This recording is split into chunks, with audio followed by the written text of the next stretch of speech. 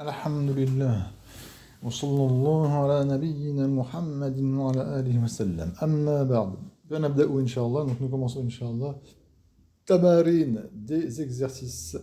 Nous allons faire la correction بإذن الله تعالى. Alors où est le... je peux plus surligner maintenant. Voilà, j'ai trouvé le surlignement. Alors تمارين des exercices. أنشئ 5 جمل فيها مفعول به. Donc forme 5 phrases et dedans il y a un maf'oul bihi. Excusez-moi, ça sera l'exercice du prochain cours. Barakallahu fikum. Je reviens. Oui, voilà. Désolé. Astaghfirullah.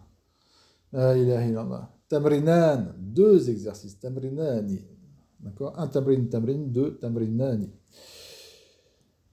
Alors, forme, 5 phrases.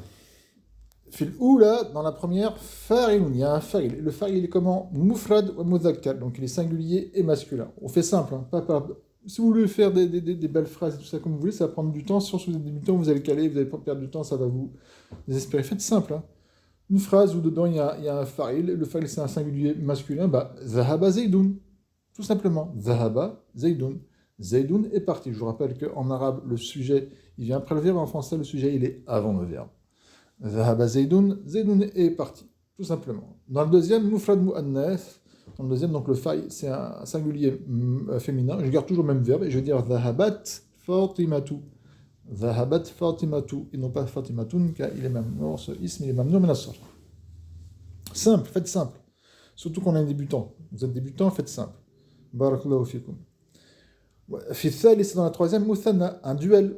Mudhakkar ou muannas, on choisit soit un masculin, soit un féminin. Je veux dire par exemple, Zahaba, je prends toujours le même verbe, Zahaba est parti, Zahaba ar-rajulani, les 2 hommes. Et donc là j'ai bien Muthanna, un duel et masculin, je prends un duel et un féminin, Zahabat al-mar'atani, les 2 femmes. Je continue. Fi rabi'ati, dans la 4e phrase, jam'un mudhakkarun salim, un pluriel masculin sain, qui est sain du taksir, qui est sain et sauf du taksir. Alors, dhahaba al-muslimun, les musulmans sont partis. Fi al-khamisa, dans la 5e phrase, jam'un salim, un pluriel féminin salim qui est sain, donc qui est salim, je rappelle qu'on dit salim, et salim minat taksir, qui n'est pas touché par le taksir. Dhahabat al-muslimatu, dhahabat al-muslimatu, voilà, tout simplement. Alhamdulillah, c'était simple. ليكون الفعل في هذه الجملة اسما ظاهرا. Donc dans ces phrases qu'il fallait faire, qu'on vient de faire, il fallait que le fa'il soit un ism zahir, c'est-à-dire qu'il ne fallait pas que ce soit un damir. Il ne fallait pas que je dise par exemple Zaydun Zahaba. Dans Zaydun Zahaba, le fa'il c'est pas Zayd, c'est le mubtada et la jumla fi'liya khabar, et le fa'il c'est un damir muslifihi. Jawab taqdir huwa ya'ud al-mubtada. Ou par exemple Zaydun wa Amrun Zahaba. Le alif dans Zahaba, c'est le fa'il, c'est un damir. Et là, la sheikha, elle voulait un ism zahir. Et c'est ce qu'on a fait. Et on a bien mis les harakat, j'ai bien prononcé les harakat qu'on devait prononcer. Maintenant, on fait l'irab de ce qu'elle nous a demandé la sheikha.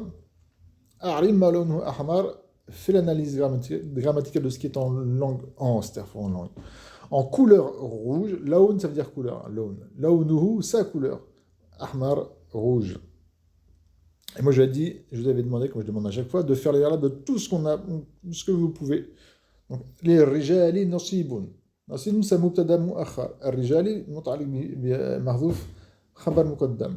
اللام الرجال حرف الجر. الرجال اسم مجرور وعلامة جره الكسر. نصيب مبتدا مرفوع علامة رفعه الضمة. Mimma, vous voyez, il est marqué mimma, ça faut le savoir. Hop, mimma c'est la contraction de min et de ma. Et comme on fait un idram, si vous avez étudié le tajoud, vous devez savoir que quand il y a un nun sakina et qu'après il y a un mim, on fait un idram, birunna d'ailleurs. Mimma. Et donc, au lieu de le laisser écrire comme ça, eh bien, on fait rentrer aussi dans l'écriture le nun dans le mim. Ça devient mimma. Donc mimma, quand on fait l'irab de mimma, on fait l'irab hop, comme ça, d'accord? Mais quand on fait l'irab de mimma, comme c'est ici, on veut dire que quand on fait l'irab, on enlève le min du ma et on dit min harf jar. Ma, c'est un ism mawsoul, dans le sens alladhi, min alladhin taraka al-walidan wal karbun. Alladhi, donc ism mawsoul, mabni ala sukun fi mahal jar. C'est parce que c'est l'ism majrour. On a fait l'irab de mimma.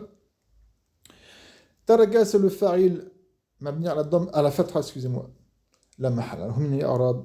La jumla qui vient après l'ism mawsoul qui est ma ici, dans le sens alladhi, c'est silatul mawsoul. On va déduire ça plus tard, je ne vais pas dire toutes les arabes comme ça, parce que ça vous ne le savez pas maintenant.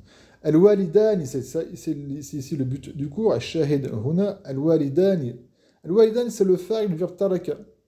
Donc pour les hommes, une partie de ce que quoi a laissé les deux parents. Al-walidan, ce sont les deux parents. Là, c'est dans l'héritage. D'accord? Dans l'héritage. Donc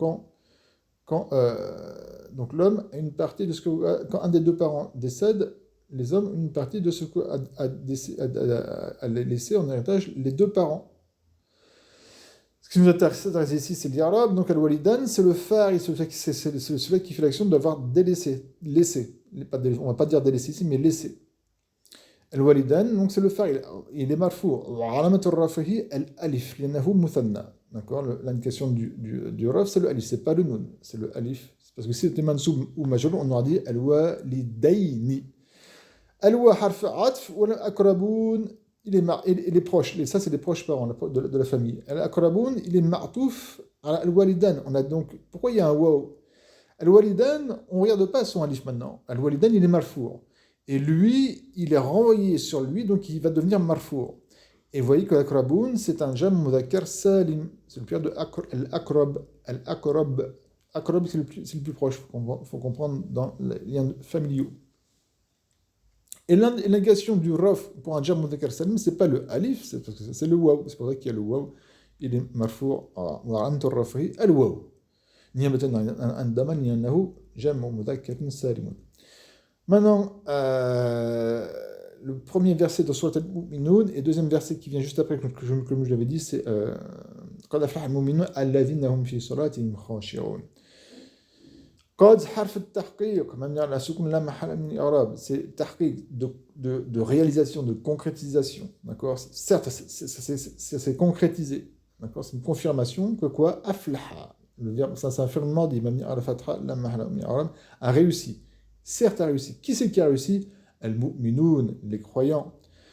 ونسأل الله عز وجل أن يجعلنا من المؤمنين في موتنا حين نموت. Et nous demandons à Allah Azza wa Jal qu'il nous mette parmi les croyants quand on va mourir, au moment où on meurt. C'est ça le plus important. Parce que si on est entre guillemets mu'minoun et puis qu'avant de mourir, on fait du ridda, on fait de l'apostasie, on a tout perdu. C'est ce moment-là qui est le plus important. Et comme on ne sait pas quand est-ce qu'on va mourir, je peux mourir ici d'une crise cardiaque dans 2 secondes, d'un accident de voiture, d'une maladie, dans 10 ans, dans 20 ans, dans 30 ans, il faut toujours se préparer à la mort, à chaque instant. Il faut toujours se préparer à la mort, à chaque instant. Allah Azza wa Jal a dit « وَلَا تَمُوتُنَّ إِلَّا وَأَنْتُمْ مُسْلِمُونَ » Et ne mourrez pas seulement qu'en étant musulmans, musulmans, soumis à Allah Azza wa Jal. D'accord? Donc ceux qui se mettent des étiquettes de certains groupes, etc., je ne vais pas citer, et qui font une fixation sur ça, ils oublient souvent, en fin de compte, que le plus important, c'est de mourir sur l'islam. Donc, de mourir sur al-iman. Je passe. Al-mu'minoun, c'est le fa'il du verbe aflaha. C'est comme al-akraboun, l'indication son raf, c'est le wa. Les croyants, qad aflaha al-mu'minoun. Alladhina hum, le verset qui vient juste après, et c'est important, Alladhina hum fi salatihim, excusez-moi, j'ai pas, fi salatihim khashi'un, j'ai pris mal, excusez-moi. Bon, Alladhina fi salatihim. C'est lesquels croyants qui ont réussi? Alladhin, c'est le sifa de al-mu'minoun. Ceux qui sont quoi? Fi salatihim, dans leur prière. C'est-à-dire qu'il faut qu'il y ait une prière, il faut qu'il y ait un acte du corps. Est-ce que l'acte du corps suffit? Non. Khashi'un, il faut qu'ils soient dans al-khushu'. Et le khushu' c'est dans le cœur. Al-khushu', la dévotion, l'humilité. Al-khushu', je ne vais pas développer ici, il y a des hadiths qui développent, qui nous font comprendre ce que c'est al-khushu'. D'accord? le cœur. Donc il faut avoir l'acte du corps qui est la prière, et dans cet acte du corps, il faut avoir le khushu'. Si la personne prie puis qui pense à autre chose, qui est totalement déconnectée, ou qui pense seulement aux actes, qui n'a pas ce lien entre lui et Allah Azza wa Jal, par son cœur, qui lui donne cette humilité, qui lui donne cette dévotion, cette crainte d'Allah Azza wa Jal, sa prière n'est pas, en fin de compte, acceptée, elle est valide. Dans le fait qu'on fait bien la différence entre une prière, une salat qui est sahiha, et une prière qui est maqboula. Ce sont deux choses différentes. Une prière peut être sahiha, mais elle n'est pas maqboula, elle est mardouda. Par une personne acceptée d'Allah, sahiha veut dire qu'elle est valide par rapport aux règles que nous on peut voir. Une personne qui fait une prière, qui dit bien le ihram, etc., mais en fin de compte, il a aucun khushu', sa prière, elle n'est pas acceptée d'Allah Azza wa Jalla, mais elle est sahiha. Nous allons poursuivre, bi'idhnillahi ta'ala. Je ne prolonge pas pour tout ce qui est religieux, bi'idhnillah, d'accord, parce que sinon ça prend du temps, puis c'est un cours d'arabe. Nouveau cours, al-mafoul bi. Je vais voir quel temps. Ça fait déjà 11 minutes. Ouais, excusez-moi, je vais voir si c'est valable, parce que ça va prendre du temps là. Al-mafoul on va voir ce que le mafoul il y a laziman ou mutaaddiyan. On va s'arrêter ici, bi'idhnillahi ta'ala, on fera un prochain cours, bi'idhnillahi ta'ala, prochainement. Jazakumullahu khayran wa barakallahu fikum. سبحانك اللهم وبحمدك لا إله إلا أنت أستغفرك وأتوب إليك وصلى الله على نبينا محمد وعلى آله وسلم